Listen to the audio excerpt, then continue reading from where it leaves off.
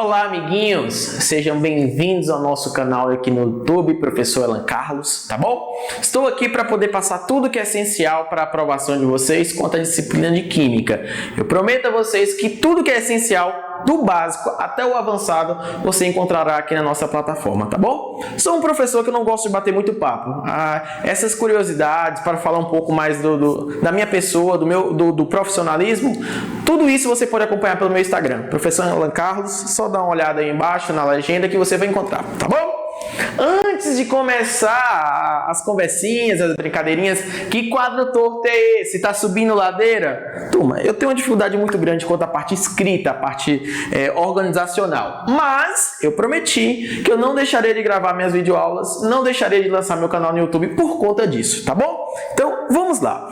Essa primeira parte, que é a parte que envolve os conceitos básicos da Química, eu dividi em 5 aulas, beleza? É só você seguir na sequência que você encontrará exatamente 5 aulas.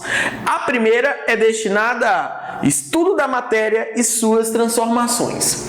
Vamos entender um pouco mais essa disciplina que estamos dando início aos estudos, que é a Química.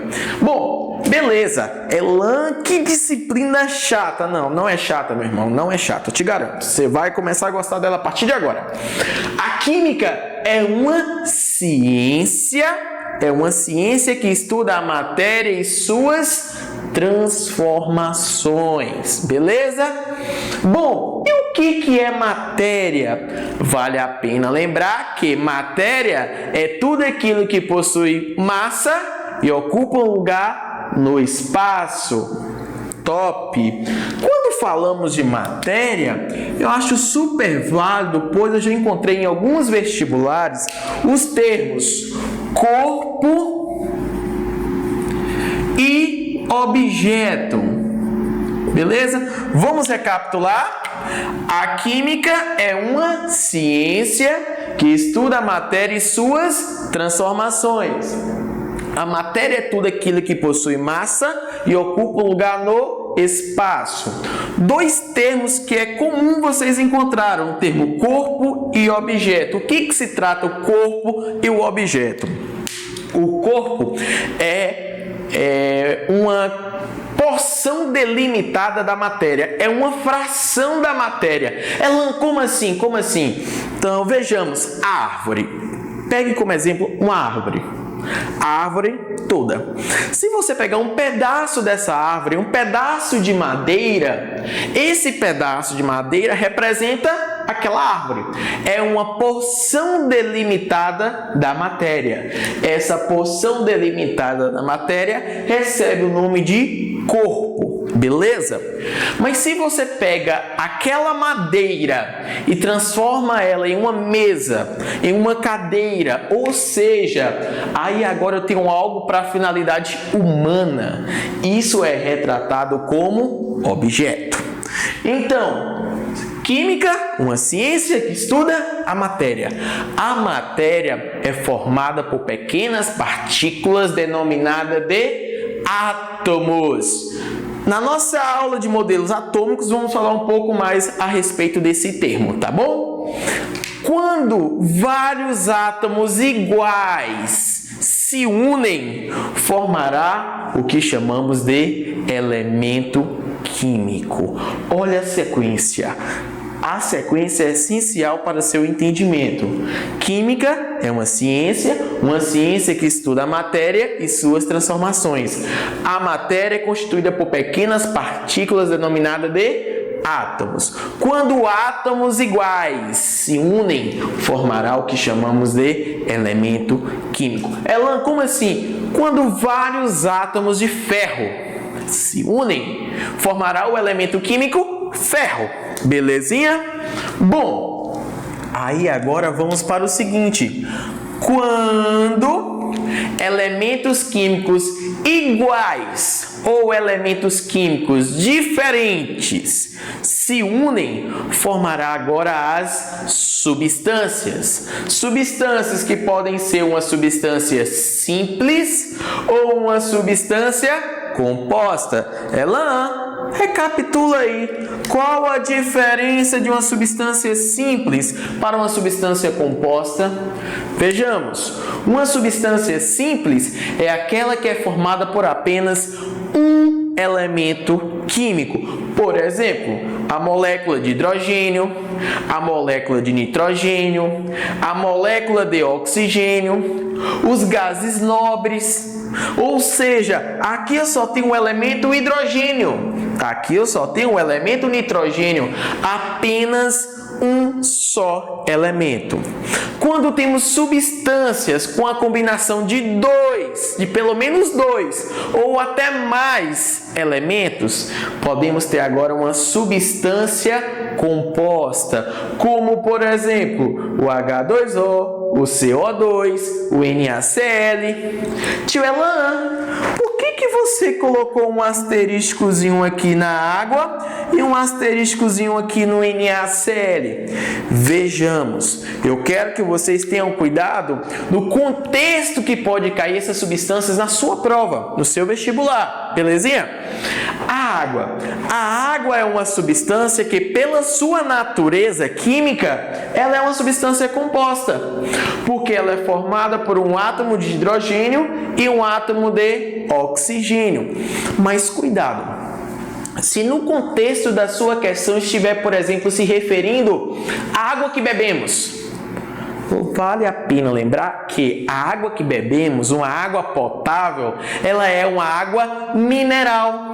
É uma água que tem o que? Minerais dissolvidos. Então isso não é mais uma substância composta. Isto é uma mistura. Tá bom? Cuidado no contexto que pode aparecer a água na sua prova. Um outro detalhe, se na sua provinha aparecer NaCl sólido, que é o sal de cozinha, e NaCl aparecer aqui, ambas as substâncias são substâncias simples? Cuidado, principalmente a galera que curte fazer Olimpíadas de Química. Isso é muito comum de ser cobrado nas Olimpíadas, beleza? Aqui é uma substância composta, formada pelo elemento sódio e o elemento cloro. Esse aqui significa que esse composto está em meio aquoso. É esse composto aqui mais água. Então eu não tenho uma substância composta, eu tenho uma mistura. Cuidado, beleza? Bom, para fechar esse raciocínio com termos básicos que é essencial para a sua caminhada na disciplina de Química, vale a pena lembrar que quando duas substâncias simples se unem, ou uma substância simples e uma substância composta, ou até mesmo duas substâncias compostas, como por exemplo, a união de água, uma mistura de água e NaCl. Aí agora eu tenho uma última classificação que são as misturas. Salva aí na sua agendinha. A nossa próxima videoaula do bloco de Química Geral é o estudo das substâncias e das misturas.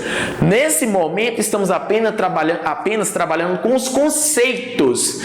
Mas detalhes, isso será visto na próxima aula. Elan, como assim detalhes? Por exemplo, como que podemos identificar uma substância que é pura?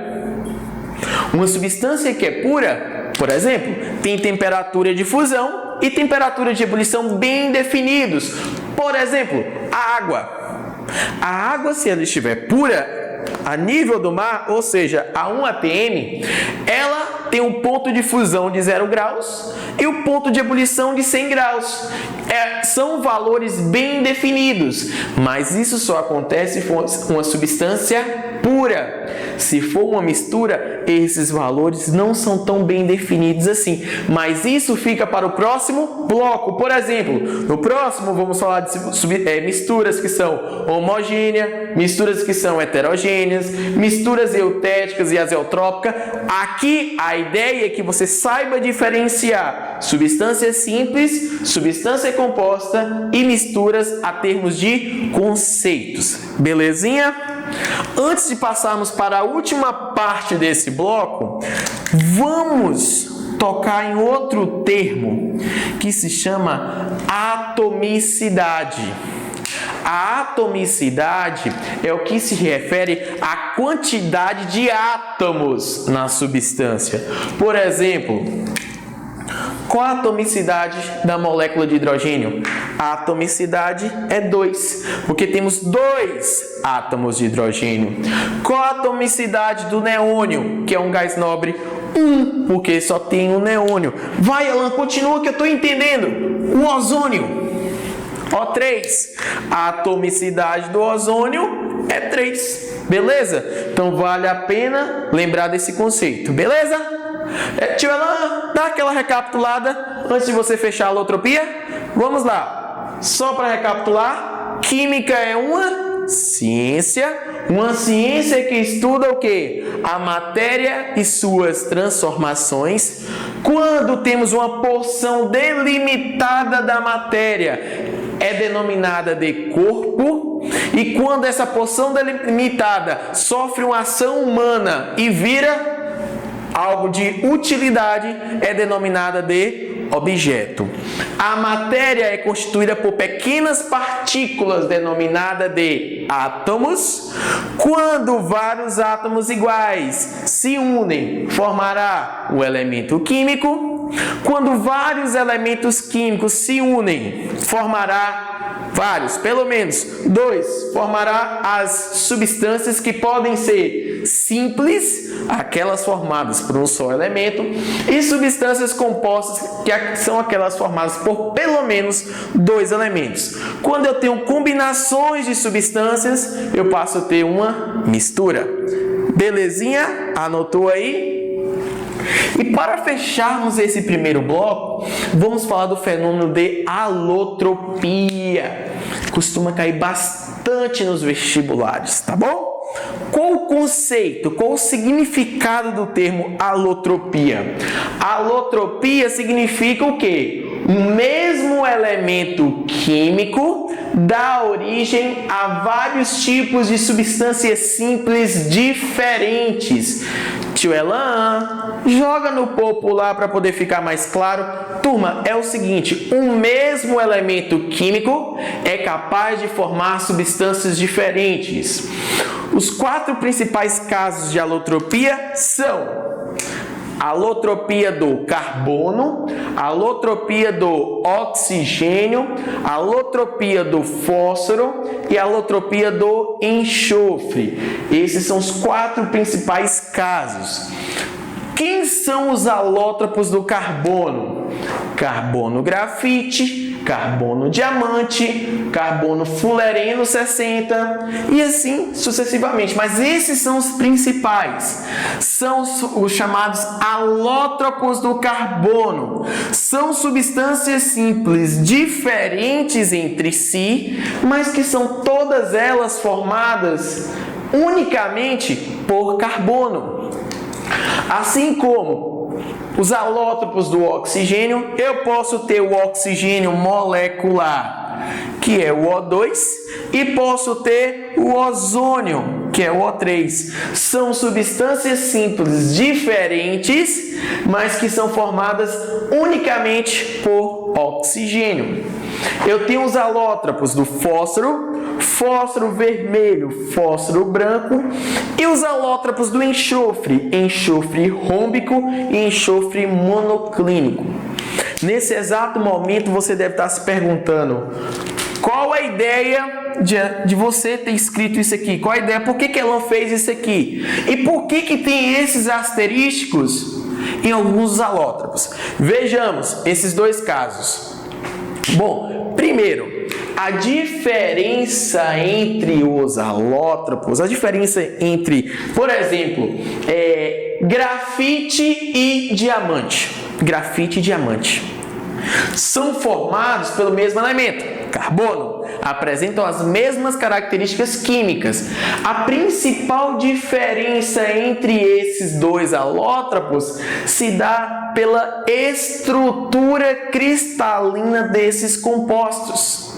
Olha, vou aprofundar um pouco mais. O grafite, que é capaz de dar origem ao grafeno, material do futuro, depois vai ter uma aula só falando dele, ele apresenta uma hibridização do carbono sp2 com ligações duplas alternadas. Isso faz com que esse composto seja um excelente condutor de eletricidade. Já o diamante, que também é formado por carbono, a sua hibridização é sp3. Só apresenta ligações simples entre os átomos de carbono. Devido a isso, devido à ausência das ligações duplas alternadas, o diamante não consegue conduzir eletricidade quanto o grafeno, que é derivado do grafite. Beleza? Então, eu estou mostrando para vocês que a diferença entre o grafite e o diamante se dá em termos estruturais. A diferença entre alótopos também pode acontecer mediante atomicidade. Por exemplo, a diferença entre o oxigênio molecular e o ozônio é de um átomo de oxigênio. Ou seja, a diferença ocorre mediante a atomicidade. Tá bom? E para fecharmos, olha, tem asterisco no diamante, no oxigênio molecular, no fósforo vermelho e no enxofre rômico por um mesmo motivo.